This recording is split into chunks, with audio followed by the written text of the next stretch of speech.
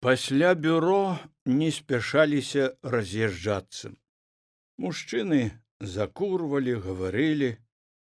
Кіршчэня любіў таксама пастаяць з імі, пагаварыць і сказаць тое, што не сказаў. Але сёння не было гэтага жадання. Стараючыся быць непрыкметным, ён узяў свой маторны веласіпед і не заводзіў яго, каб не трашчаў маторчык, павёў у руках па дарозе дадому. Зорная ціхая ноч, пахла жытам, валошкаю. Чуваць было, як ля канторы ляпалі дверцы машын, ад'язджалі дадому галоўныя спецыялісты. Кіршчэня прыпыніўся, пастаяў, пакуль праляцелі машыны, абдаўшы яго пылам. Кіршчэня радаваўся цемры. Калі б не ноч, то, здавалася б, усе бачылі яго сённяшнюю ганьбу. Тое, што яго слухаюць і баяцца. Аказваецца, не.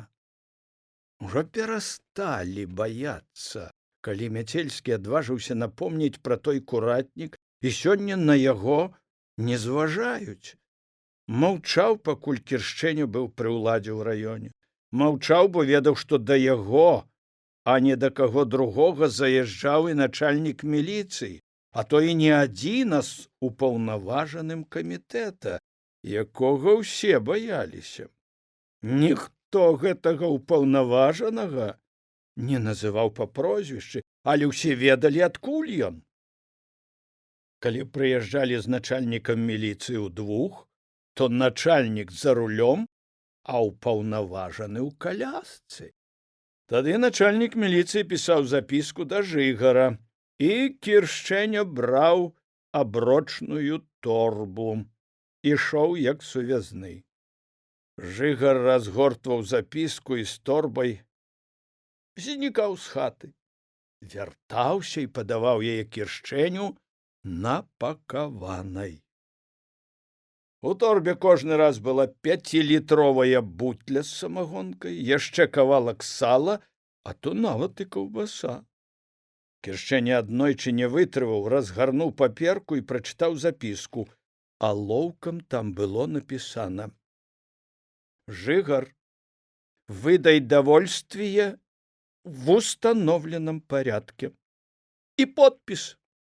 Потым, колькі Кіршчэня не зазіраў запіскі, всё паўтаралася слова ў слова.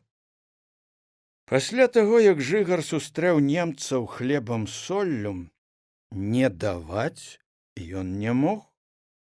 Даваў партызанам, вытаргаваў іх даведку, што з'яўляўся сувязным, але ўсё роўна органаў баяўся. Тады не асмельваўся абзывацца. І я гэтакі ж партызан, як і вы. Это цяпер, калі павыдавалі партызанскія пасведчанні, і Жыгару таксама выдалі, калі паўручалі юбілейныя медалі, і ён пачаў абзывацца. А ў той час сядзеў, падціснуўшы хвост, і баяўся, каб па яго не прыехалі. І Мяцельскі тады шаўковы быў, не цапаўся, наадварот, частаваў і Кіршчэню разам з упаўнаважанымі. Кіршчэня не заўважыў, што ад шпаркай хады і ад піхання свайго маторнага козліка ўпацеў. Спыніўся, дастаў з кішэні штаноў спецыяльна пакладзеную туды сёння чыстую насоўку, выцер лоб, патыліцу, аддыхаўся. Свяціліся вокны ў катэджах у новым калгасным пасёлку на цэнтральнай сядзібе. Не гэтак ярка, як з засені пры сад высвечваліся вокны вёскі. Спакой панаваў у прыродзе. Кіршчэня ніколі не быў ні паляўнічым, ні рыбаком. Ён і кароў не любіў пасвіць, а таму глядзець на тое, што навокал, яго ніколі не ўзнікала патрэбы. Дзень быў для таго, каб рабіць сваю дзённую работу. Ноч для таго, каб адпачываць. Дрэвы раслі таму, што яны дрэвы. Трава таму, што яе трэба было касіць і нарабіць з яе сена. Збожжа, каб намалаціць яго хлеба. Цяпер толькі ў старасці ён часам нібы спатыкаўся, пачынаў заўважаць, якое нечакана густое і зорнае неба бывае ў жніво, і як часта падаюць з неба зоркі, пакідаючы за сабой імклівыя росчыркі. Ці дзівіўся туману, які зранку густа наплываў, затопліваўся навокал, а пад сонцам нечакана хутка распаўзаўся кудлатымі лахманамі. І не разумеў, навошта заўважае, навошта трэба яму гэтае заўважанне. І зараз ён нядоўга любаваўся ноччу, разагнаў веласіпед, і той роўна і напорыста затрашчаў маторчыкам. Аднак крыўда не дала Кіршчэню спаць спакойна ноч. Перажылі б мяцельскія з яго, ведалі б тое, што ведае ён. Не хапіла б у іх гэтакай смеласці. Дарма, што не прыязджаюць упаўнаважаныя цяпер, як прыязджалі раней. Кіршчэня і ў ложку доўга варочаўся з боку на бок, урэшце вымушаны быў стаць, сесці за свой пісьмовы стол, раскрыць канторскую кнігу і пачаць пісаць. Пяро пісала адно, а ў галаве паўставалі тыя малюнкі, пра якія ён усё ж не адважваўся да канца ні напісаць, ні нават расказаць. У душы нешта стыла, і пераступіць цераз невядома кім, але навек прызначанае нельга, і ён не мог і зараз, праз многа гадоў. Калі, мабыць, тых упаўнаважаных, што памятаў ён, і на свеце няма, і час іншы. Але не верыў стары Кіршчэня, што не можа быць таго, каб пільнае вока не глядзела і не прыкмячала ўсяго, што робіцца навокал.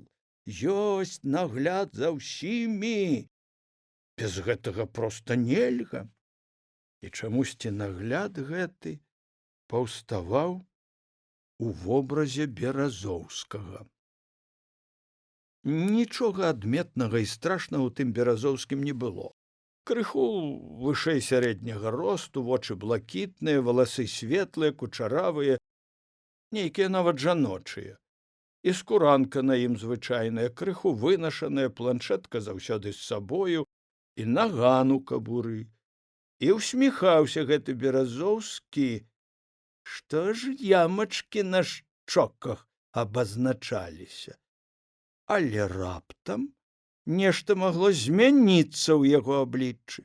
Блакітныя вочы страчвалі свой лёгкі колер, рабіліся вадзяністымі і страшэнна бяздоннымі. Мароз па скуры праходзіў ад гэтага позірку. Кіршчэня на сабе адчуваў. Смерць раптам выглядывала з тых вачэй. Упершыню гэты смяротны холад Кіршчэня адчуў, калі толькі пазнаёміўся з Беразоўскім. Да вайны яшчэ. Пасля адной з нарад сакратар райкома неяк сказаў Кіршчэню: «Ты зайдзі пасля да мяне.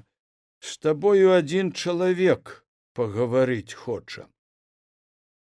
Кіршчэню падалося, што і ў словах сакратара райкома прамільгнула нешта далёкае ад уладнасці і ўпэўненасці. Вось тады ў кабінет да сакратара і ўвайшоў прыгожы кучаравы малады мужчына з ямачкамі на шчоках, калі ўсміхаўся, падаў Кіршчэні руку, паціснуў і сказаў: «А я чуў пра вас, таварыш Кіршчэня». І тое, што ён чуў, абазначала ўжо пахвалу. Хаця што ён чуў? Бог ведае. Беразоўскі зірнуў на сакратара райкома, і той паслухмяна ўстаў са свайго месца. Ну, вы тут пагаварыце, у мяне справа ёсць, сказаў ён і выйшаў з кабінета. Беразоўскі прысеў насупраць Кіршчэні, глядзеў на яго, усміхаўся. Думаю, што мы з вами будзем неблага працаваць, таварыш Кіршчэня. Вы чалавек мясцовы, людзей ведаеце. У нашай рабоце апора на такіх людзей абавязковая. Інакш мы будзем як без рук. Вы ведаеце, у які час жывём, калі ўнутраны вораг, як гад, паказвае сваё джала з кожнай шчыліны, а за ім стаіць всесветная буржуазія, якая хоча знішчыць нас. Яе агенты небачна распаўзліся па ўсёй краіне, і мы з вамі, таварыш Кіршчэня, адсячом гэтыя шчупальцы. Беразоўскі рубануў рукой паветра, шчокі яго заружавеліся, а за блакітнай фіраначкай вачэй адкрылася страшная, бездонная смяротная пустата. Вядома, згадзіўся Кіршчэня, але сярод нашых людзей, такіх яўных, яўныя нам не страшныя, страшны замаскаваныя, страшны эмісары. У нас быццам бы, вы не спяшайцеся, таварыш Кіршчэня, вы падумайце. Мы павінны кожнага бачыць, і таго, хто прытаіўся. Я разумею, Кіршчэня не мог здагадацца, што мае на ўвазе Беразоўскі. А як у вас працуе Пратасевіч Зінаіда? Раптам спытаўся ён. Добра працуе, звеннявая, стаханаўка. Да, таварыш Кіршчэня. А тады, як вырашылі выслаць іх як кулакоў, вы прысутнічалі? Вы галасавалі? Аднагалосна вырашылі. Кіршчэня памятаў тое паседжанне. Тады ўпаўнаважаным было сказана, што не менш 4 сямей трэба раскулачыць. Кіршчэня не памятаў, хто назваў першы і мнагадзетную сям'ю Пратасевіча. Хіба за тое толькі, што ён быў майстар на ўсе рукі, і каваў, і сталярыў, і плотнічаў, і печы клаў, зарабляў, гаспадарку таксама трымаў, але ж і астатнія не багацейшыя былі за Пратасевіча. А калі падумаць, таварыш Кіршчэня, якое дзела выходзіць? Сям'ю Пратасевіча вярнулі з Сібіры. Значыць, несправядлівасць была зроблена? Значыць, некаму трэба было, каб у людзей узнікла крыўда на савецкую ўладу. Вось што гэта ўсё значыць. Беразоўскі глядзеў на Кіршчэню, і на шчоках у яго былі смешлівыя ямачкі. Яго, мабыць, задаволена, што напалохаў Кіршчэню. Ён не дэманстраваў свае ўсясільнасці, але цешыўся ёй. Гэта Кіршчэня потым ужо зразумеў, калі часта сустракаўся з Беразоўскім. З кожным ён пачынаў гаворку гэтак, каб чалавек спалохаўся. І калі атрымліваў задавальненне, Беразоўскі адыходзіў, рабіўся вясёлым і кампанейскім. Ім, мабыць, дрэнна было таму, хто адважваўся не спалохацца. Таго Беразоўскі запамінаў і спуску не даваў. Это здаецца, што быццам нічога і не здарылася. А на самай справе адбылося ўрадзіцельства. Ну, сям'ю ж вярнулі, а самога Пратасевіча не. Там астаўся. Это другое пытанне, таварыш Кіршчэня. Вышэйшых кампетэнцый. Яны разбяруцца. А мы з вами павінны на сваім месцы. Я на днях заеду да вас, паталкуем, паабяцаў Беразоўскі, раптам стаў, падаў на развітанне руку і рашучым крокам выйшаў з кабінета. Нейкі час Кіршчэня сядзеў і не ведаў, што гэта ўсё абазначае. Ачнуўся толькі, калі зайшоў у кабінет сакратар райкома. Ён уважліва паглядзеў на яго і запытаўся: «Пра мяне распытваўся?» «Не, што вы?» Сакратар райкома уважліва і недаверліва паглядзеў на Кіршчэню, паківаў галавой.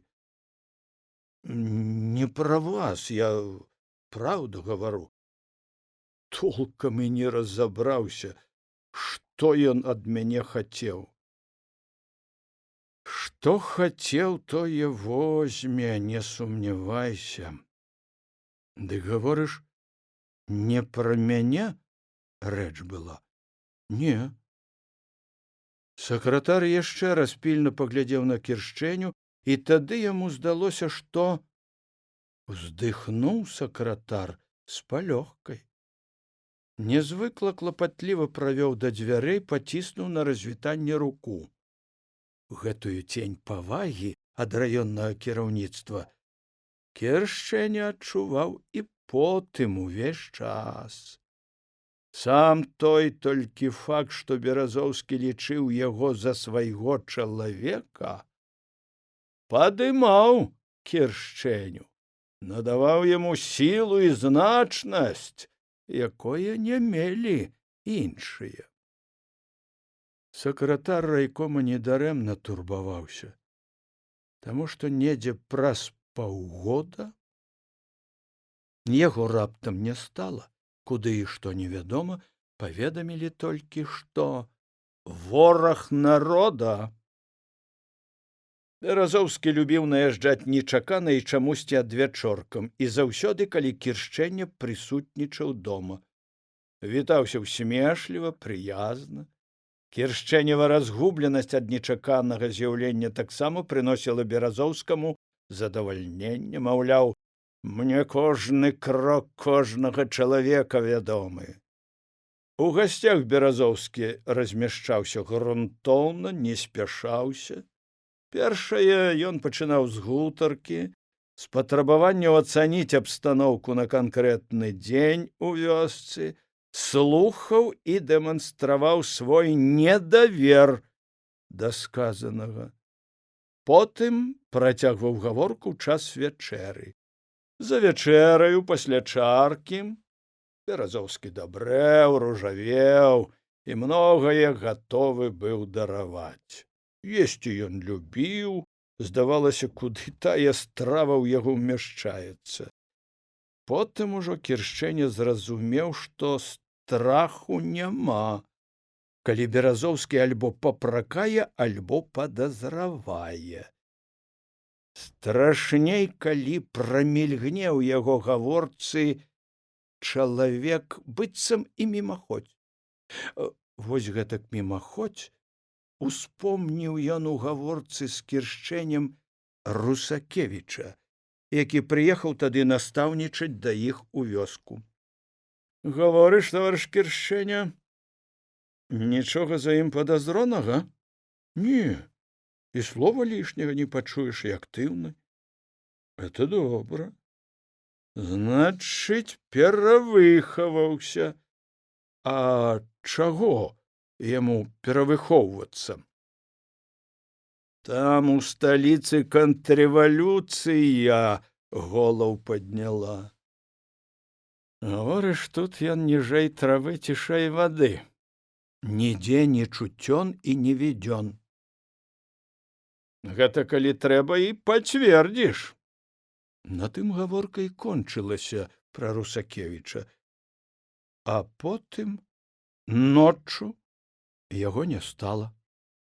Як і звычайна, варанок прыехаў над вячоркам, Сама за стол сям'я села, зайшлі 3 чалавекі ў скуранках, загадалі, каб збіраўся. Больш нічога не тлумачылі. Збольшага вопшук зрабілі, і ў Кіршчэні ніхто ніякага пацверджання пра паводзіны настаўніка не пытаўся. І Беразоўскі не ўспомніў пра Русакевіча. Нібы і не адбылося нічога, і ён, Беразоўскі, пра гэта нічога не ведае, ніякага дачынення не мае. Вось гэтак жа мімаходзь вярнуўся Беразоўскі і да сям'і Пратасевічаў, да Зіны. Баба жылы рвала. Трэба было 4 хлопцаў гадаваць адной. Дачка памерла, калі Зіна вярталася дадому з Сібіры. У вагоне памерла. Яна прывезла дачку мёртвую, на сваіх могілках пахавала. Дык вось, Беразоўскі зноў неяк мімаходзь пацікаўся жыццём сям'і Пратасевіча.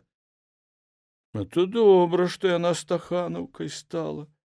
Але не забывай, таварыш Кіршчэня, што гэта яна тады напісала скаргу, што яе мужа несправядліва раскулачылі. Знала, куды напісаць, куды адпраўляць. Выходзіць, тут рашэнне было неправільна прынятае. А? Пад сумненне пастаўлена. Это добра, што яна стаханаўка. Добра, што дзяцей падгадавала. І неўзабаве не стала Зіны Пратасевічавай. Ноччу прыехалі па яе, каб ніхто не бачыў, ноччу павезлі і больш ніякага гуку.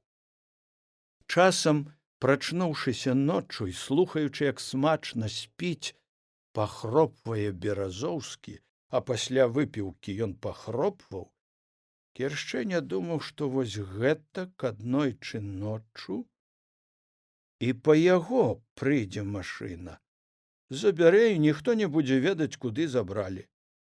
А гэты Беразоўскі будзе вячэраць у таго ж жыгара ці каго іншага, піць самагонку, пасопваць ноччу на ўсю хату. Беразоўскі не знік і не прапаў нават за вайну. Ён ішоў за Кіршчэнем, як прыстаўлены да яго. Кіршчэня аж утрупеў.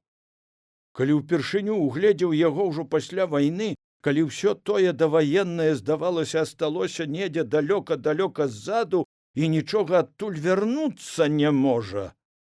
Вечарэла сама ранняя вясна. Першая зеляніна толькі праклюнулася, і прыпар пайшоў ад зямлі, чысціня і ў паветры, і на зямлі. У гэты надвячорак і спыніўся ля Кіршчэневых варот трафейны матацыкл з каляскай. Начальніку міліцыі Кіршчэня не здзівіўся. Але першы на двор зайшоў не начальнік, а Беразоўскі. Вайна, здалося, нічуть не змяніла яго. Гэтакія ж кучаравыя русыя валасы, толькі ўжо потым у хаце прыгледзеўся Кіршчэня, што пасівелі яны. І маршчын больш на твары стала, але гэта толькі зблізку, а на дварэ ён здаўся гэтакім жа самым, бо і тая ж сумачка-планшетачка і наган на баку. А, толькі ямачак на шчоках не стала, калі усміхнуўся, падаючы руку Кіршчэню. Добрый вечер, товарищ Кіршчэня. Вы думали, что наши дороги з вами разышліся? Беразоўскі усміхаўся. А Кіршчэня чамусьці падумаў. Браць приехали. Ну, что стоишь? Я не с того свету. Я живы, товарищ Кіршчэня. Працаваць будем разом. Запрашаю хату. І Беразоўскі пачаў зноў заязджаць да Кіршчэні, калі быў па справах на раёне. Ён таксама партызаніў, узначальваў асобы аддзел. Цяпер працягвае ранейшую работу. За вайну ён навучыўся піць. І толькі калі напіваўся, у вачах з'яўлялася тая самая шкляная пустата і холад, тая смяротная прорва. Кіршчэня не ўтрываў, пахваліўся, што ў партызанах ён таксама быў пры асобым аддзеле, а потым пакінуты ў заходняй Беларусі для барацьбы з бандытамі. На гэта Беразоўскі спакойна сказаў: «Ведаю, таварыш Кіршчэня, чым вы займаліся ў вайну і пасля». І ён паляпаў па сваёй сумачцы планшеце, якая вісела на баку. Всё было ў Беразоўскім тое ж самае, але нешта і не тое.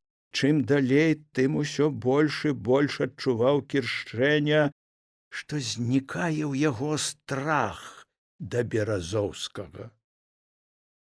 І аднойчы ён пераступіў цераз тую мяжу, цераз якую раней пераступіць не адважыўся. Той вечар Беразоўскі піў больш, чым звычайна, і гаварыў таксама намнога болей. Я табе скажу, таварыш Кіршчэня, я пры асобым аддзеле не проста быў. Я всю гэтую свалату фільтраваў. Всіх падонкаў, паліцаяў і тых, хто ім прыслужваў. У мяне ўся агентура была. Я ўсіх іх бачыў. Камандзір мне давяраў, я правая рука ў яго быў. Мы прымалі з ім рашэнне. З гэтым так, а з гэтым так. І таму выжылі, што літасці не зналі, цвёрдасць была. Камандзір ён таксама толк ведаў. Мы на востраве базіраваліся. І штаб брыгады там. Дарога да нас па кладках у балоце ішла. Дык вось, прыйдзе сувязны, мы яго сустрэнем, усё як належыць, а накладкі я звычайна праводзіў. Нікому не даручалі. Адзін стрэл у патыліцу, шпок, і дзядзька пайшоў багну. І 100% гарантыі, што ніхто не выдасць. 100%. Раніцай у тумане шпок. І ўсё. Ты мяне разумееш, таварыш Кіршчэня? Чаму ж не разумець? Разумею, але ў нас такога не было. Адкуль табе ведаць, прастата? Той, каму трэба ведаць, той і ведаў. Такая наша работа. Сёння ты шпокнуў, і ніхто не ведае, заўтра цябе шпокнуць. І таксама ніхто не будзе ведаць. Нічога ты не знаеш, таварыш Кіршчэня. Беразоўскі махнуў рукой, паволі зняў папругу з наганам, потым сцягнуў з пляча планшетку. Закрый на ноч у сейф. І галавой мне адказваеш. Ён ужо зусім ап'янеў, глядзеў асалавелымі вачыма, як паклаў зброю і планшетку Кіршчэня ў шафу, замкнуў ключыкам, адабральна кіўнуў галавой. А ноччу, калі ўпаўнаважаны спаў, Кіршчэня адчыніў шафу, дастаў планшетку, ужо з планшеткаю ў руках пракраўся ў сенцы, там вобмацкаў, знайшоў ліхтар, запаліў святло, таму што ўбачыў нельга было нават паверыць. Таму што ўбачыў Нельга было нават поверыць. Спачатку ён не мог зразумець, што абазначаюць прозвішчы, акуратна напісаныя папарна, злучаныя паміж сабою стрэлачкаю. Спачатку прозвішча старшыні сельсавета, потым старшыні калгаса, дырэктара школы і далей прозвішчы ахвяр і тых, хто павінен быў на іх данесці. Ён, Кіршчэня, павінен быў данесці на старшыню калгаса, а потым Жыгар на яго, на Кіршчэню. Ён тады ўглядаўся ў спіс, стараўся запомніць прозвішчы, хто першы, хто на каго, і гэтаму страшнаму ланцугу прозвішчаў не было канца. Як гадзюку нёс Кіршчэня назад у шафу планшетку са школьным сшыткам у касую лінейку, але паіў і карміў ён Беразоўскага да таго часу, пакуль той раптоўна не знік, як праваліўся скрозь зямлю, перастаў прыязджаць, не стала в раёне. Кіршчэня глядзеў на роўна пісаныя радкі ў сваёй канцылярскай кнізе. Не адважвалася рука пакідаць на старонках паперы тое, што ведаў пра арышт Русакевіча, пра Зіну Пратасевічаву. Не адважвалася рука запісаць і пра тое, як ноччу глядзеў ён планшет Беразоўскага, якія там бачыў прозвішчы. Дарэмна асмялеў Мяцельскі. Не паказвалі яму яшчэ абсмажаную варону. Беразоўскія памяняліся, а тыя вучнёўскія шыткі не прапалі. Падай сігнал, і ўсё стане на сваё месца. Вернуцца назад, альбо знойдуцца другія Беразоўскія. Улада не любіць, калі з ёй пачынаюць занадта братацца. Яшчэ Кіршчэня думаў, што дарэмна Беразоўскі пахваляўся, быццам ведае ўсё пра яго. Не ведаў ён, як удалося Кіршчэню вярнуцца цэлым з заходняй Беларусі, не быць застрэленым бандаю. Выпрасіў там ён дазвол даведацца, што і як з сям'ёй, а як прыехаў дадому, больш туды не вярнуўся. Адсюль знаёмае начальства дало туды паведамленне, што ён пакінуты тут на партыйнай рабоце. Ды нікому не любіў пахваляцца пра гэта Кіршчэня. Толькі тая ябеда ведае пра тое, як ён ратаваў сваю шкуру і як адкупляўся спіртам і салам. Спірт браў на суседнім спіртзаводзіку і амаль кожны раз, як ехаў у раён, вёз. І яго гадоў колькі даілі, не выпускалі з вёскі, трымалі брыгадзірам, быццам бы каб не трапіўся непатрэбнаму чалавеку на вока. Але гэта ведаў толькі ён, Кіршчэня, больш ніхто не ведаў, нават папера, перад якой ён рашыў спавядацца перад смерцю. Споведзі не атрымлівалася. Нічога, ён прымусіць яшчэ лічыцца з сабой. Ён возьмецца і праверыць, як паказваюць у калгасе ўраджайнасць. Яны яшчэ не ведаюць старога Кіршчэню. З ім лепш не звязвацца. Пірагі ён умее аднесці. Гэтак думаў Антон Александрович начной цішыні, пачынаючы засынаць над летапісам свайго жыцця, актыўнага самай маладосці і да глыбокай старасці. Ну, сава старая, чаго свет без толку паліш ноччу? От то скінешся на падлогу, ідзі ўжо спаць, укладайся, Леў Толстой. Старая, мабыць, ужо выспалася і таму не змоўчала, назіраючы, як Кіршчэня змагаецца са сном. Кіршчэня аж сцепануўся, хуценька загарнуў сваю канцылярскую кнігу, мацюкнуўся на старую і пайшоў класціся спаць.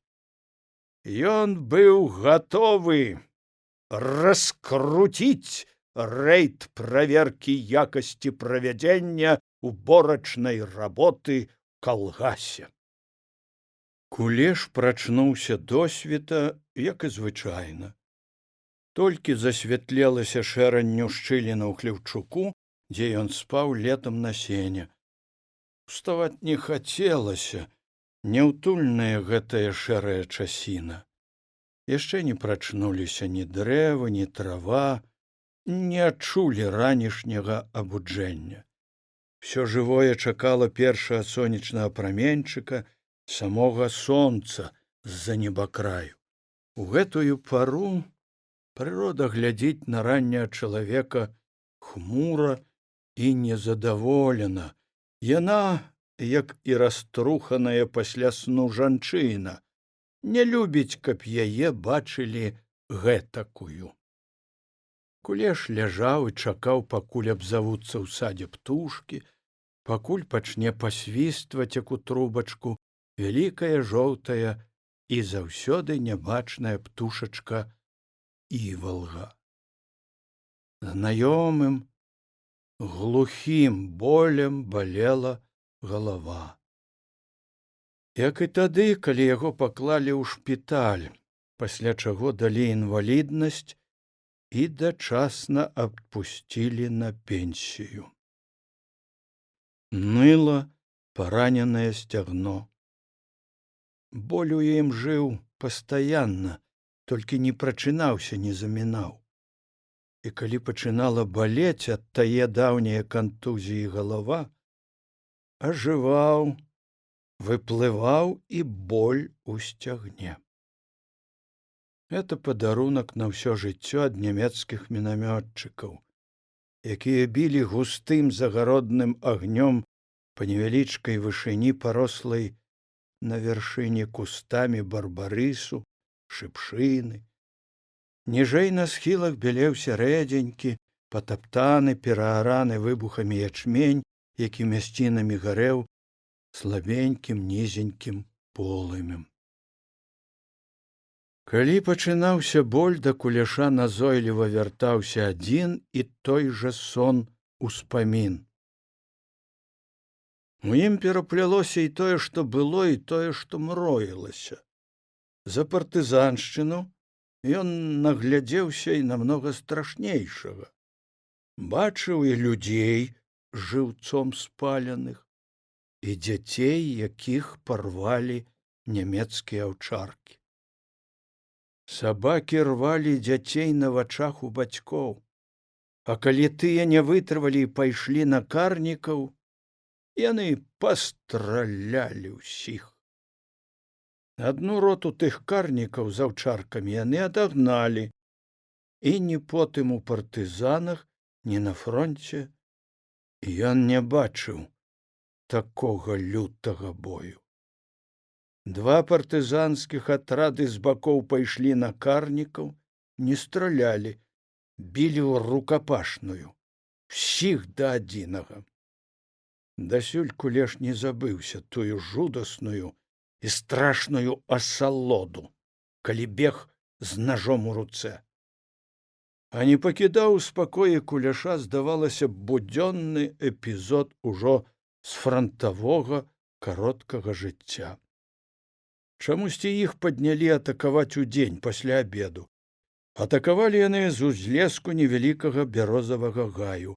Немцы толькі зачапіліся на вышыні, паспелі збольшага ўсяго акапацца, можа, і трэба было атакаваць з-за нейкае вялікае тактыкі, а можа, быў просты разлік на авось, спадзяючыся, што немцы не паспелі замацавацца як след. З вышыні ўлупілі густа і з кулямётаў, і з мінамётаў. У гэтым шалёным трэску Кулеш бег і не чуў ніякай каманды, пакуль не апынуўся ў чорнай смярдзючай ад выбуху варонцы. У галаве тоненька гудзела, яна была цяжка, і страляніна сціхла. Толькі час ад часу свісталі міны, нібыта накручвалі на верацяно і выцягвалі з цябе жылы. Выбухі чуліся там, дзе была пазіцыя іхняга батальёна. Кулеш асцярожна выглянуў з варонкі, вакол поля, голае поле, перакапанае выбухамі, з целамі мёртвых салдат, якія толькі што гэтак жа, як і Кулеш, беглі в атаку. Ім было ўжо ўсё аднолькава. А ён жывы? Што калі немцы возьмуць і пойдуць у атаку? І першае жаданне падхапіцца і дабегчы да сваіх. Але за час партызанкі Кулеш прывык, перш чым куды вылазіць, лішні раз паглядзець.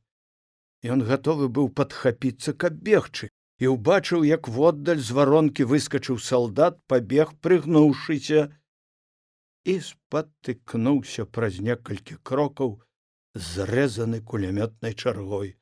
Падаў ён, павярнуўшыся бокам да немцаў, а з вышыні кулямёт радасна сек яго, шкуматаў кулямі ўжо ляжачага. Ад разрыўных куль на зямлі ўскоквалі маленькія кусцікі выбухаў. Дарогі з гэтай варонкі Куляшу не было. Дакладней, была адна, на той свет. А сонца нібы застыла, вісела над зямлёй навек на адным месцы. У сне здавалася, што сонца высвечвае ўсё дашчэнту на гэтым полі, высвечвае забітых, высвечвае яго ў варонцы, і немцам ён відзён, яны пазнаюць, што жывы. Калі хоць паспрабуе паварушыцца. Ніколі гэтакага доўгага і гнятлівага дня не было ў яго жыцці, ніколі яму гэтак не хацелася, каб хутчэй сцямнела. Дзіўна было, але і праз многа гадоў гэты пакутлівы сон трызнення цягнуўся па часе гэтулькі, колькі і астатак таго дня. Сон не адступаўся, мучыў цэлыя ночы напралёт, і прачынаўся Кулеш у роспачным адчаі, бо калі сцямнела, калі можна было бегчы да сваіх, ён выпаўз да краю варонкі, прыпадняўся на руках, каб бегчы, і з жахам адчуў, што падае, правальваецца ў чарнату. У яго не валодала левая нага. Гэта канчаўся сон. А тады ён дачакаўся цемры, дабраўся да сваіх, нагу яму разбіла ў другім баі. Кулеш павярнуўся на бок, успомнілася паседжанне партыйнага бюро. Все адзін за адным прайшлі перад вачыма. Неспагнанне турбавала, а тое, як і што гаварыў кожны. Кулеш ведаў, што калі скарга напісана ў райком, то спагнанне павінна быць. І вымова есці не просіць. На павышэнне яму ісці не трэба, як гавораць у арміі. Менш за ўзвод не дадуць, далей за кушку не пашлюць. Хаця цяпер могуць паслаць і далей. Адкуль і голаў на плячах не прынясеш. Яму ўжо гэта не пагражала. Пенсію ў яго ніхто не адбярэ. І дарэмна ён траціць здароўе на камбайне. На добры лад трэба было не паказваць моду, але ж хацелася і зарабіць. Хаця што толку з таго, што пайшоў на трактарыста, што зарабляў увесь век? Аказваецца, шчасце не заробіш. Шчасце быццам ад Бога, альбо удаецца яно, альбо не. Гэта яму, гэта як каму ўжо пашанцуе. Кожны нешчаслівы сам па сабе. Кіршчэня таксама няшчасны, што не слухаюць яго, і што цяпер ніхто ніякіх мер ні да кога не прымае. Стаў Кулеш пазней, чым звычайна, калі ішоў на работу, у задуменнасці не пачуў, як дагнаў яго старшынёўскі козлік. Толькі, калі машына на ціхім хаду пакацілася амаль побач, заўважыў яе. Мяцельскі адчыніў дзверцы, павітаўся. «Садзіся, падвязу». Кулеш сеў у машыну. Было такое ўражанне, што старшыня знарок падпільнаваў яго. «Як жолуд у цябе?» — запытаўся ён пра куляшовага памочніка. «Як і заўсёды. Калі не дабудзе нічога выпіць, то робіць. Нудна толькі яму тады». «Ну і што? Заперці мне яго в ЛТП?» — запытаўся Мяцельскі. І сам адказаў. «Заперці не праблема, а рука не падымаецца. Хоць бы так палячыць. Не ідзе так лячыцца. Я з ім гаварыў не раз. Абяцае і не ідзе. А хто захоча, каб запісалі цябе алкаголікам? Так усё жыццё ім хадзіць і будзе». Кулеш адчуваў, што са старшынёй яны пераліваюць з пустога ў парожняе. Пра бяду жолуда было ўсё вядома і аднаму, і другому. Памаўчалі. Машына пад'ехала да канторы, Мяцельскі вылез, пачакаў, пакуль выйдзе Кулеш, і тады сказаў шафёру: «Пачакай мяне тут. На двор я пяшком прайдуся». Кулеш зразумеў, што Мяцельскі хоча пагаварыць ім адзін на адзін. Спачатку ішлі моўчкі, потым Мяцельскі, не абарочваючыся, сказаў: «Я быў проціў гэтага разбору. Не да яго, жніво пакуль. Раней, можа, і лепш. Плёткі сціхнуць», — адказаў Кулеш. «А разбіраць всё роўна празбіралі. Калі прыслалі, то вам адчытацца трэба. На добры лад, што разбіраць? Чаму мы цябе павінны разбіраць? Я сядзеў і думаў. Мяне колькі разбіралі, таксама таму, што трэба было разбіраць, што трэба было даваць адказ. А што ў цябе разбіраць? Жыццё пражыта, дзеці дарослыя. І што ты зрабіў? Вось што ты зрабіў? Фармуліровачкі знайшлі за недастойныя паводзіны камуністаў сям'і.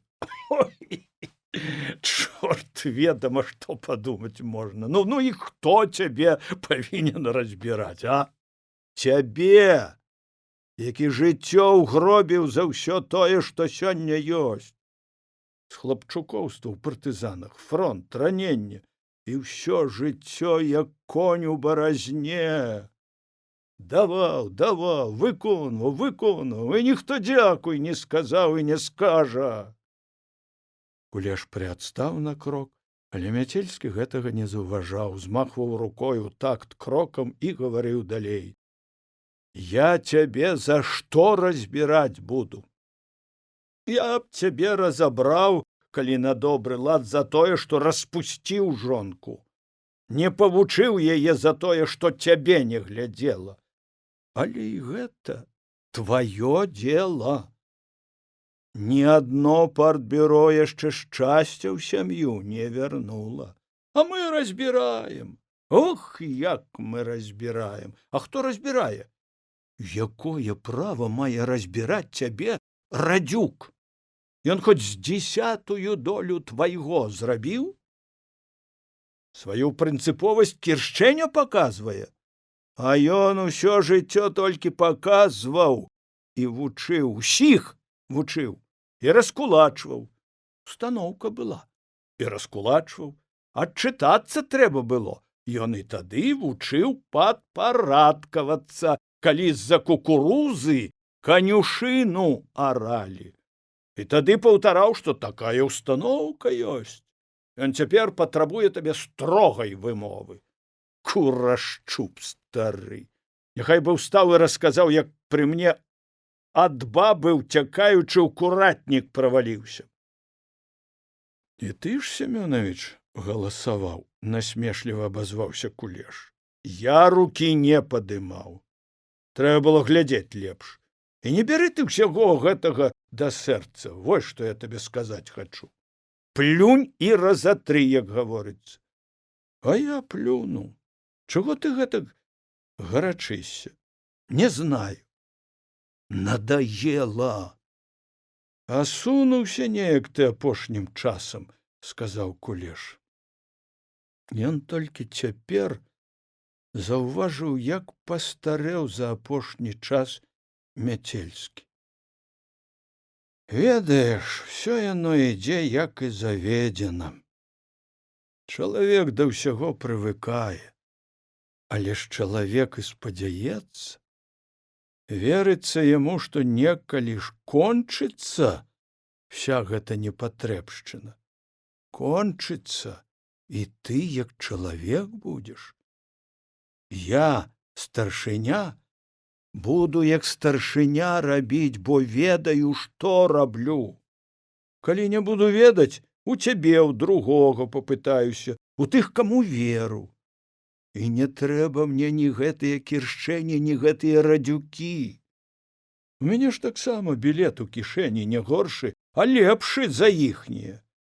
А падобна на тое, што не дачакаюся.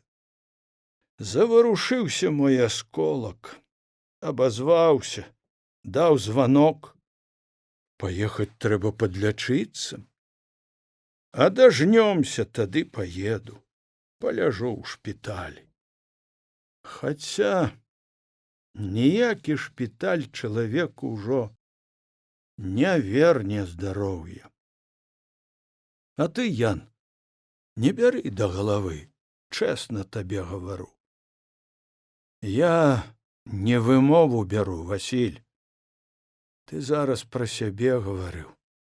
І пра мяне тое ж можна сказаць. Як нарадзіўся, адно і знаў, што рабіць. Это і шчасце, і радасць, і ўсё, больш нічога ў нас не было. Ведаеш, і робім, і сем'і ж не горшыя, усё як у людзей быццам было. А потым, як троху абжыліся, глядзі, як пакруцілася ўсё. Дзяцей пры нас няма, самі ж іх у людзі вывелі. І мой навучыўся, каб хораша і весела жыць, і твае. І нават Мар'я ўспомніла пад старасць, што гэта я ёй жыццё сапсаваў. Бач ты, каб не я, то і яна б некалі разам з дзяўчатамі Мінск адбудоўваць паехала б і цяпер бы жыла як людзі, а то угробіла жыццё. Едзе, глядзіць, як другія жывуць. Пакуль за механізатарства грошы ішлі, не ўспамінала. Цяпер успомніла, што я не той. Мы з ёй, як ажаніліся, ў тое вяселле пад раніцу спаць пайшлі. Маладажоны ў каморцы нам паслалі на ложку, масціліся мы. А як прыгрэлася яна, задам да мяне адвярнулася і засапла. Не разумеў я, што гэта знак на ўсё жыццё наша. Можа б, так яно ўсё і сышло, каб не гэтая Галя. І не думаў бы я ні пра што, і з тым бы і жыў, што маю. А вось на старасць адкрылася, што ў жыцці яшчэ радасць бывае. І шчасце не выдумалі людзі. І тады, калі позна. Дык і за гэтае празрэнне згнюсілі. Можа, яно і лепш, Ян, што кончылася. А што далей было б? Нічога не было б. Што ўжо можа быць? Да, не ажэніся другі раз пры жывой жонцы, пры дарослых дзецях у адной вёсцы. Яно ў нас так і выходзіць, што куды ні кінь, то вечны клін. А Галі як? Ехала дадому, адкуль яе і бацьку жыўцом вырвалі і выкінулі. Расказвала яна мне, як ён і на старасць аж плакаў. Гэтак хацеў, каб хоць адным вокам на сваю зямлю зірнуць. Прыехала, а ёй тут па мордзе. Вось і ўся любоў, і ўся радасць на той зямлі. Мужыка век за яго зямлю па мордзе, за тое, што яе любіў. Таўклі, пакуль ён ад яе не адвярнуўся, а яго ўсё роўна яшчэ таўкуць па прывычцы, абазваўся Мяцельскі. Ай, ну вось так мы і паспавядаліся адзін перад адным. А то я гляджу, ты нейкі, як учарнелы. Думаў, на мяне крыўду маеш. Плюнь, не бяры да душы. Галава зноў балець пачынае, прызнаўся Кулеш. Дык, можа, пару дзён перадыхні? Гэты п'яніца вытрывае, пажне? Ды не, Васіль, буду жаць, кончым жніво. Разам лячыцца паедзем. Паедзем.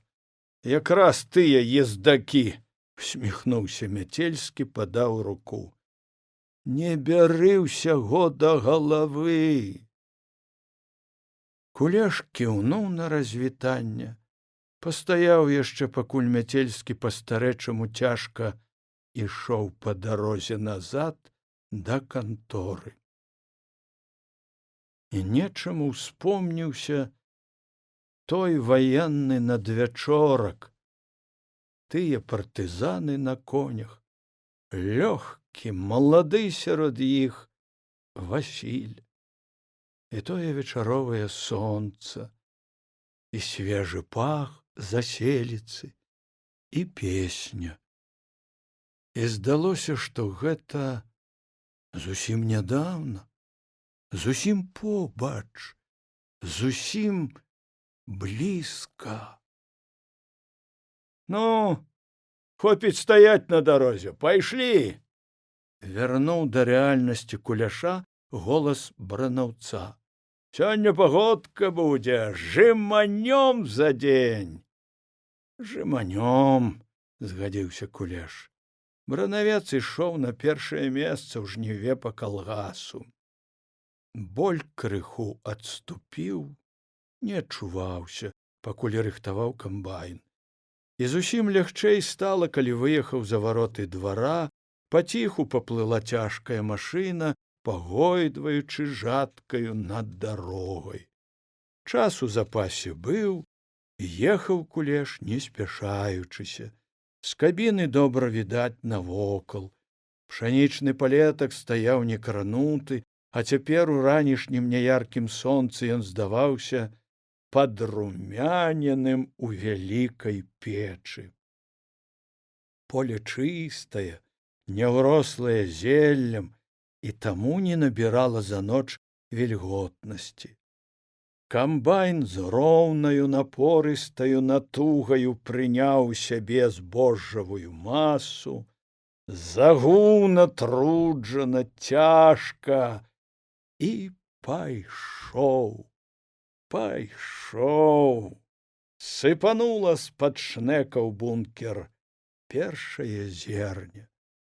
І здалося Куляшу, што гэта не зараз адбываецца, а ўспамінае толькі ён, І тое, як ехаў на камбайне па дарозе, як зайшоў у палетак, і як пачаў жаць, ён пазнаваў нават і калоссі, і нават тыя невялічкія камяні, якія ён заўважаў на полі і паспяваў прыўзнімаць жатку.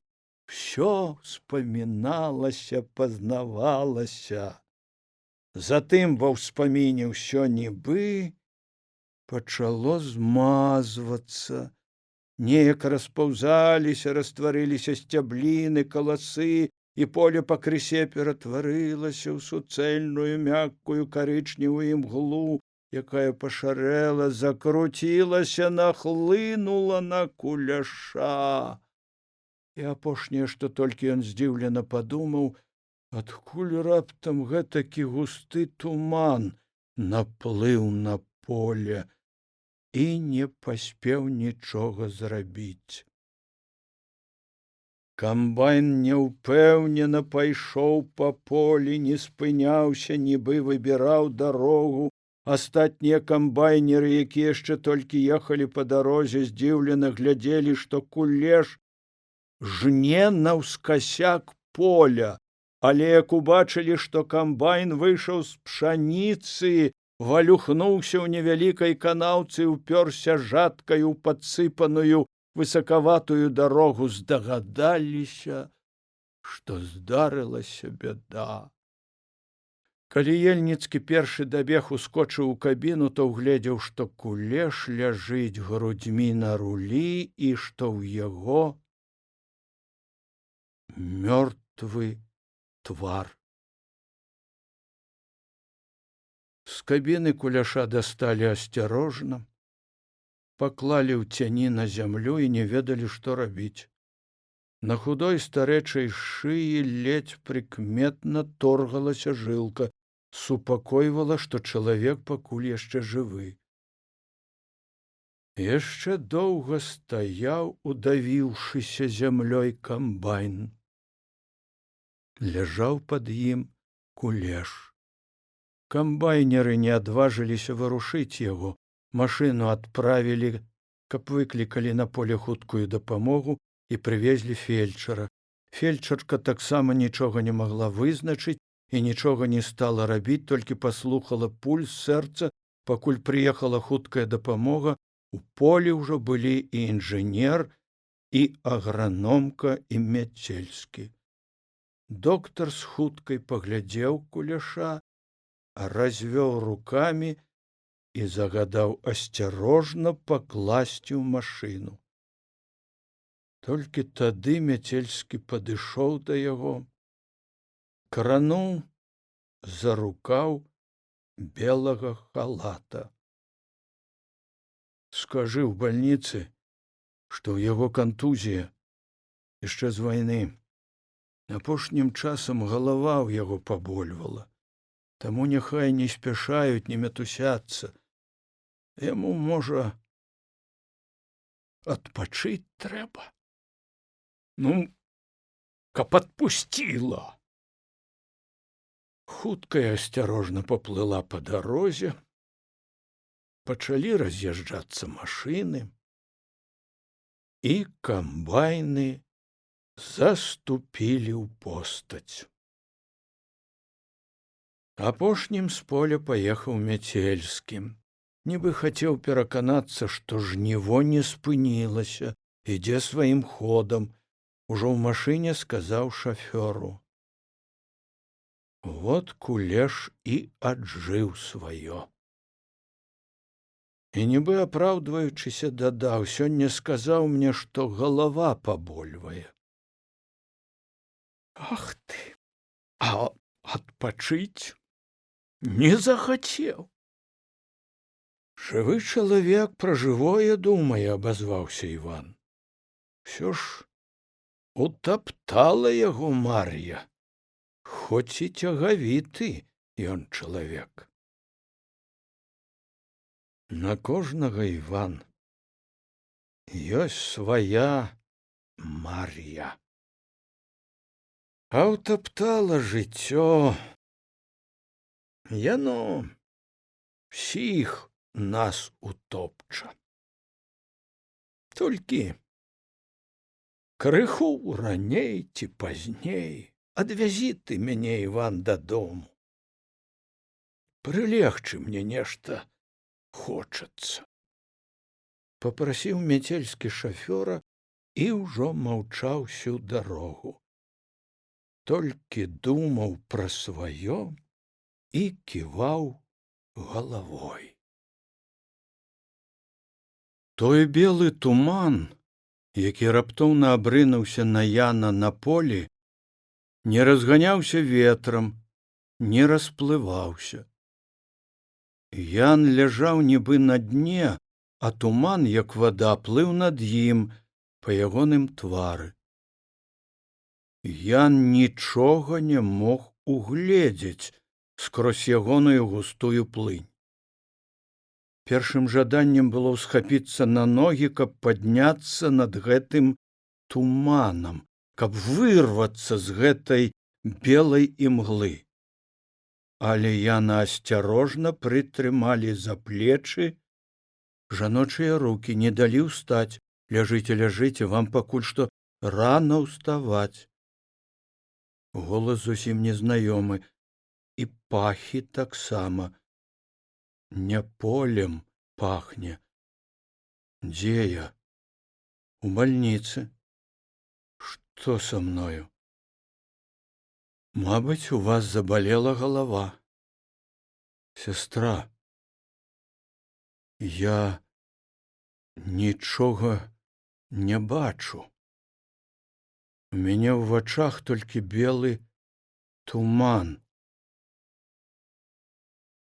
Ян зразумеў, што гэты туман над ім назаўсёды. Ён аслеп. Я аслеп, паўтарыў ён сваю здагадку. Не бойцеся, гэта пройдзе. Доктар гаворыць, што гэта пройдзе. Сестра гаварыла завучаныя словы, а Кулеш зноў раптоўна адчуў, як усяму яму стала горача, як апускаецца ён некуды ўніз, ніжэй за туман.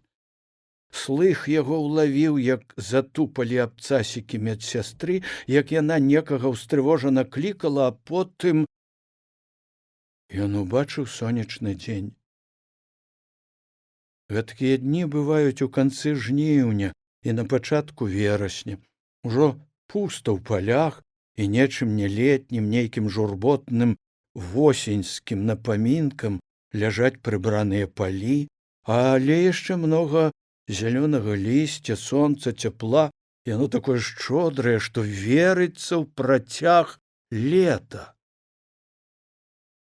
Павел ўсё ж прымусіў, угаварыў яго пайсці на паляванне на качак.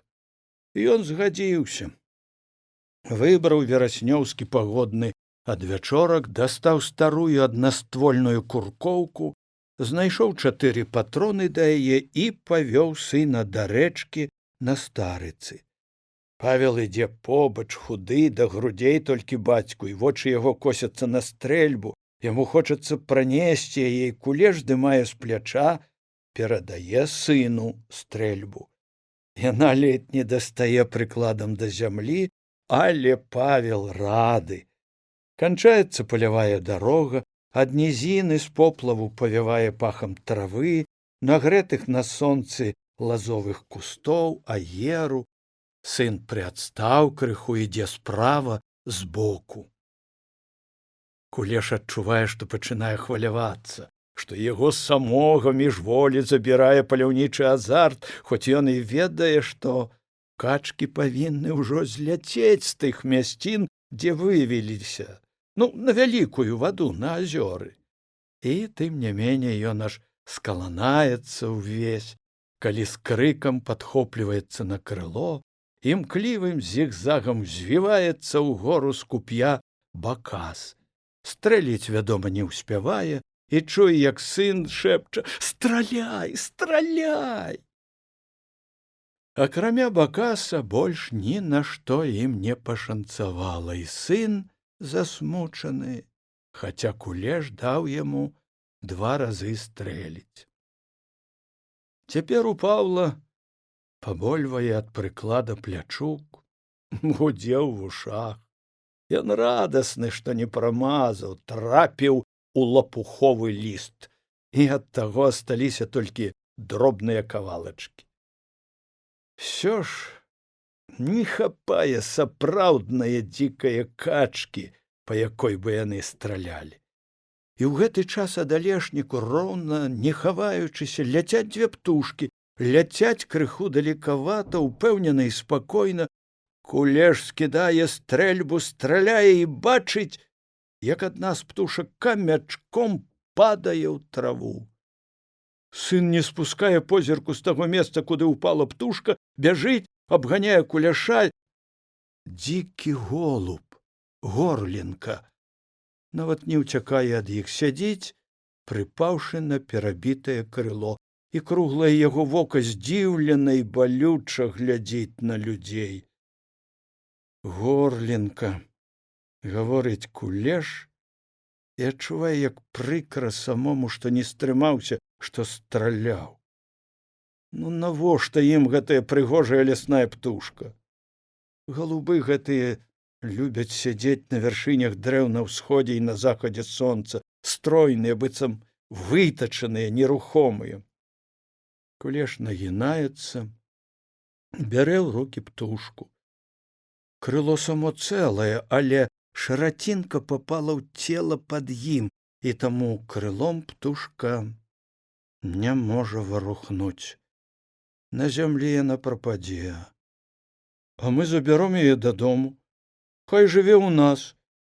Павел па-дзіцячаму рады, што ў яго будзе жыць жывая цацка, свой дзікі голуб. Дадому ён бяжыць амаль што подбегам перад бацькам, задаволены і шчаслівы, што ёсць здабыча. Кулеш скіроўвае на агароды, каб зайсці на двор непрыкметна для людзей. Чамусьці гэты выпадак, гэты паход з сынам успомніўся Куляшу зараз. Можа, і не было ў іх больш магчымасці пабыць вось так разам, пахадзіць па траве на аселіцы, адпачываць пад лазовым кустом. Увесь час Кулеш быў на рабоце. МТС брала сваё, жыць даводзілася не дома, і Павел вырас сам па сабе. Вывучыўся, стаў вялікім чалавекам. Цяпер зрэдку яго ў госці прывозіць шафёр. Цяпер у сына з бацькам ужо таксама няма часу. Прыедзе на ноч, пераначуе, па чарцы вып'юць, а назаўтра назад у горад. Кулеш здагадаўся, што ўспамін той пра падраненага дзікага галубка выплыў у памяці ад жадання пабачыць, пачуць побач сына. Ён зноў вярнуўся да свядомасці. На гэты раз белая імгла ў вачах ужо спалохала не гэтак. Ён ляжаў і прыслухоўваўся да пахаў, гукаў і прывыкаў глядзець у белы туман. Маці Люба сварылася тады на яго з-за падстрэленага галубка. Дзіця магло пацешыцца, а ты, стары чалавек, узяў падстрэліў птушку. Ну, куды ж цяпер яе? Ян маўчаў, гаварыць не было чаго. Пасяліўся дзікі голуб жыць на дварэ пад перавернутай скрынкай. Баба Люба ставіла пад скрынку ваду, сыпала зерня. Першыя дні голуб сіратліва сядзеў у кутку скрынкі, пазіраў сваім кругленькім тужлівым і, здавалася, збалелым вокам. Аднойчы Кулеш пачуў, як ён спалохана трапечацца і б'ецца ў сваёй схованцы. Ян выглянуў з хлява на двор. На скрынцы сядзела кошка, прасоўвала лапу ў шчыліну і спрабавала загрэбці голуба кіпцюрамі. Давялося яму пазабіваць шчыліны, каб кот не мог прасунуць лапу і каб не палохаў птушку. Пакрысе голуб пажыў, пачаў кляваць зерне, піць ваду, і калі аднойчы Паўлік прыпадняў скрынку, ён выбег з-пад яе і ўзляцеў на яблыню. Дальбог, узляцеў, зарадавалася старая Люба. А як мы яго назад зловім? Паўліку не хацелася разлучацца з птушкай. Назад ты яго не зловіш. Паляціць ён сваіх шукаць, пара яму чароды збірацца і адлятаць. Але не адляцеў дзікі голуб, якому давялося пабыць пры чалавеку. Назаўтра Кулеш заўважыў, што прыгожая, нібы вытачаная птушка сядзіць на каньку іхняй хаты пры коміня. Потым зляцела ўніз і пачала кляваць зерне, якое асталося на тым месцы, дзе зусім нядаўна была яе няволя, дзе ляжала перавернутая цяжкая скрынка. Што ж ён сабе думае? Калі не адляціць, прападзеш зімой, бедавала старая Люба. А Паўлік падсыпаў круп, і голуб прылятаў карміцца, злятаў з даху на плот, на зямлю з плота і па-гаспадарску разгульваў па двары. Ай, што значыць жывое пры чалавеку? Прыгрэлі, пакармілі, ён і прывык, і жыць ужо тут гатовы, гаварыла старая Люба. Скончылася ўсё звычайна і нечакана проста. Мабыць, як і павінна было скончыцца рана ці позна.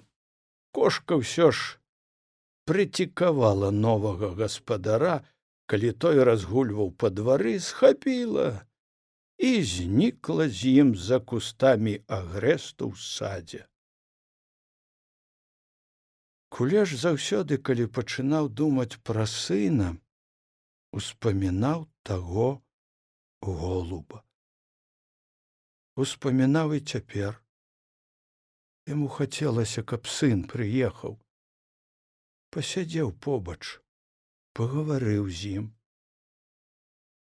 Ён ведаў, што сын прыедзе не хутка пасля таго, як скончыцца камандзіроўка. Але яму хацелася, каб прыехаў сын. Гэтак жа, як і калісьці сыну, пайсці з ім на паляванне. Кулеш пакрысе прывык да белага туману ў сваіх вачах. Ён не гэтак палохаў, як на першым часе. Ды і дактары суцяшалі, што пакрысе зрок павінен вярнуцца. Ён ім верыў і не верыў. Але чалавек заўсёды спадзяецца на лепшае. І гэтае спадзяванне цешыла душу. Потым Кулеша накіравалі ў абласную бальніцу, і амаль праз месяц ён заўважыў, што з белага туману пачынаюць пакрысе выступаць абрысы пакоя, мэблі. Людзі спачатку ўзнікалі аднекуль здалёку, нібы у маск-халаты апранутыя. У бальніцы Кулеша адведвала Вера. Мар'я паехала і жыла ў вёсцы. Трымаць гаспадарку адна старая маці не спраўлялася, Вера і прывезла Кулеша дадому пасля выпіскі. Надзіва залатая і пагодная, як падарунак людзям, стаяла восень.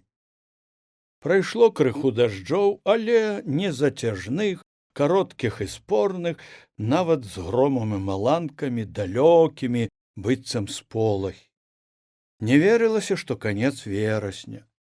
Трымалі лісце дрэвы, толькі сям-там зажаўцелася яно, ды загарэліся рабінавыя гронкі. Незаўважна абляцеў ліст і рабіны красаваліся, як раскошныя чырвоныя вогнішчы. Людзі спяшаліся рабіць работу пакуль суха, пакуль надвор'е. Скончылася, адшумела жніво, пасеялі азімыя, канчалі выбіраць бульбу.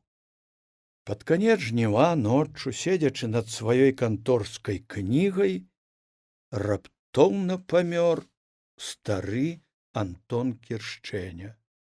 Кіршчэніха пачула, як грукнуў ён, упаў з крэсла. Пакуль уключыла святло, падбегла, ужо і душа адышла. Перад гэтым Кіршчэня цэлыя дні не сядаў са свайго маторнага веласіпеда, трашчаў і на полі ля машын, і на цэнтральнай ля вагаў. Пагаворвалі, што пераможна са сваімі запіскамі ён хадзіў у кабінет да Мяцельскага, і ў бухгалтэрыі было чуваць, што гаворка там адбывалася цяжкая, бо стары вылецеў з кабінета, азіраючыся на дзверы, а Мяцельскі пажаліўся галоўбуху, што Кіршчэня некалі людзей раскулачваў, а цяпер за калгас узяўся. Кіршчэня хадзіў жаліцца на старшыню да Радзюка. Парторгу ён паказаў лічбы, з якіх вынікала, што ўраджайнасць знарок зніжаецца. Радзюк ведаў, дзеля чаго, каб вывесці канчатковы вынік пасля, калі з калгасаў павытрэсваюць усе дадатковыя планы пастаўкі. Радзюк уважліва выслухаў Кіршчэню і здагадаўся, што гэта, мабыць, не без яго ласкі мінулы год у калгас прыехала камісія, знайшла 2 лішнія капцы буракоў і 3 з бульбаю. Мяцельскага разбіралі на бюро, а лішняе забралі ў лік дадатковага плана нарыхтовак, які быў спушчаны на раён. Хавалі Кіршчэню як аднаго са старэйшых камуністаў. Урачыста. З раёна прывезлі палкавую духавую музыку, развітальнае слова гаварыў нядаўна прызначаны новы сакратар. Разам з ім прысутнічаў цэлы цух машын і людзей. Таму жалобны стол рабілі за кошт калгаса, сталы стаялі ў хаце, ў сенцах і нават на дварэ.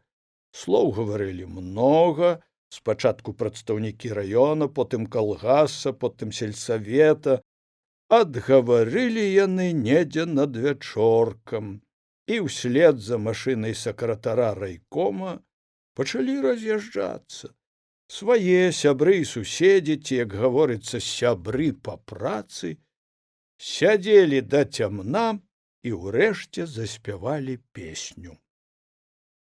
Пасля таго, як адсеяліся ўслед за жнівом, лёг у шпіталь для ветэранаў вайны Мяцельскі. Яго замяніў парторг Радзюк. Ён адчуваў сябе паўнапраўным пераемнікам, прынамсі хацеў, каб усе гэта адчулі і зразумелі. Галя Русакевіч, якая пасля дзікае сцэны, якую ёй наладзіла Мар'я, з'ехала ў раённую гасцініцу, пажыла там, пакуль аформіла продаж хаты калгасу, наняла машыну і кантэйнеры, в адзін дзень пагрузіла ўсё, зайшла развітацца да старое Любы і да Каці і Волькі ў дзіцячым садзіку. Вярталася яна да дачкі і шкадавала, што прыязджала сюды, бо зноў незразумелым болем разбалелася сэрца, і лекі не дапамагалі. Пра ўсё гэта расказвала Куляшу маці, калі ён вярнуўся з бальніцы. У яго было ўжо шмат вольнага часу, і ён падоўгу сядзеў з маці на лаўцы, альбо, як мог, дапамагаў ёй па гаспадарцы. Да Куляша, пакуль ляжаў у абласной бальніцы, праз дзень прыходзіла дачка з мужам і малой Леначкай. Мар'я таксама адведвала яго, і нават было чуваць, як першы раз плакала і шморгала носам. Зусім зрок у Куляша не аднавіўся. Бачыць то ён пачаў бачыць, але дрэнна, як скрозь слюду, якую некалі замеж шкла ставілі ў кабінах трактараў. І нібы адразу ўсяго паменшала навокал разам са святлом. Міжволі ён навучыўся не спяшаць. Спяшаць яму дактары забаранілі. Забаранілі і любую, акрамя самай лёгкай работы. Жывы чалавек да ўсяго прывыкае. І ён таксама прывык. Гэта ўсё ж лепш, чым зусім аслепнуць. Жонка крыху пабыла ў вёсцы і зноў зачасціла ў горад да дачкі. Дадому вярталася наездамі, каб памыць, прыбраць крыху і пасядзець з жанчынамі. Перад імі яна нават хвалілася. А што ж я дурная, каб век зжыўшы з чалавекам, чорту лысаму ў зубы аддаваць яго? Як ні кажы, гэта ж не адной жыць. Але ва ўсёй размеранасці новага жыцця прыходзіла незразумела чаго раптам вострае пякучае адчуванне тугі і адзіноты. І тады хацелася некуды ісці далёка у свет. І Кулеш пачынаў думаць пра сына. У яго ўсё ж быў сын, быў нейкі працяг у тую далечыню, куды ён не можа дайсці сам. Кулеш паціху выходзіў у сад, ішоў разоркаю між град за пляцы, туды, дзе на мяжы прысядзібных участкаў і калгаснага поля раслі дзве старыя яліны. Адну з іх разбіла маланка, а другая высілася і здалёк, адкуль не едзеш, была відаць. Цёмная, кашлатая, яна, як дзіўная вежа, узвышалася над наваколлем. Ад яліны пахла сухою ігліцаю, смалою і нейкаю прахалодаю, нават у гэтую восеньскую цяплынь. Кулеш садзіўся на ўрослы, сцягнуты з поля пад елку камень і гадзінамі праседжваў на ім. Поле зааралі на зіму. Яно сухое, роўнае, шарэла ўваччу. Тады Кулеш заплюшчваў вочы.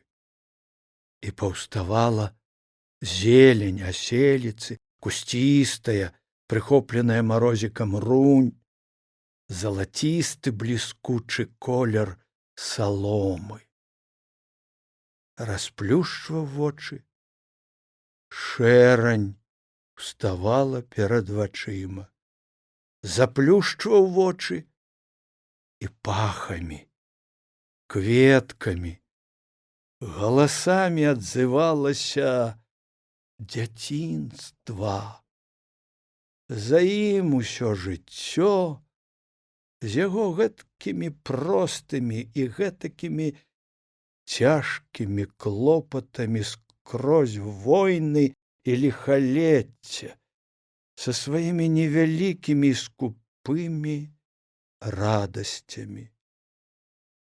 Абкрадзенае, абдзеленае, але яго жывое жыццё. А чаму сталася гэтак, што замест святла пад канец жыцця пустая шэрань перааранага поля, і яго спакутаванай і вечнай маці аслеплы сын, якога трэба даглядаць. Кулеш думаў, што калі пажаніўся з такой, як Галя, яна б даглядала яго. І чамусьці верылася, што не было б гэтай шэрані і слепаты. Навошта пракляў Бог і маці і яго любіць гэтую зямлю? Всё аддаць ёй, каб атрымаць толькі шэрань, якая бясконцая, ад якой не ўратавацца тым, што заплюшчыш вочы. Успаміны, і гэтыя нязвыклыя, невядомыя дасюль думкі бянтэжылі душу, цягнулі куляша да яліны, да ўрослага ў зямлю каменя. Без гэтага ён не мог. І кожнага дня намагаўся, глядзеў туды, дзе над шэранню ворыва абазначалася рэдзенькімі маладымі прысадамі дарога ад цэнтральнай сядзібы да вёскі. І калі асабліва пільна ўглядаўся, то бачыў на дарозе чалавека, мужчыну па хадзе, і тады кулеш пазнаваў, што гэта Павел, сын, прыехаў на аўтобусе, ідзе дадому, калі змахваў слязу, якая набягала на вочы, зноў бачыў толькі шэрае, нібы тая ваўчыная аблога, што гнала яго маладога пустое асенняе ворыва, якому няма канца краю.